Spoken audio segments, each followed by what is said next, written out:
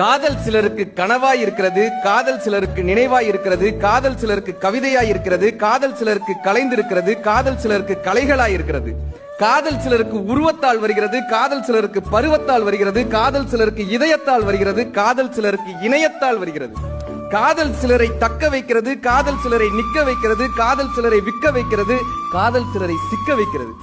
காதலை சிலர் சொல்ல தவிக்கிறார்கள், காதலை சிலர் சொல்லிவிட்டு தவிக்கிறார்கள், காதலை சிலர் மறக்க தவிக்கிறார்கள், காதலை சிலர் மறைக்க தவிக்கிறார்கள்.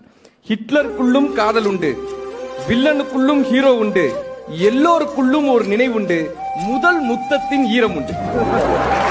காதலை பொறுத்தவரை கண்கள் தாயானது, இதழ்கள் தந்தையானது. உண்மை தெரியுமா?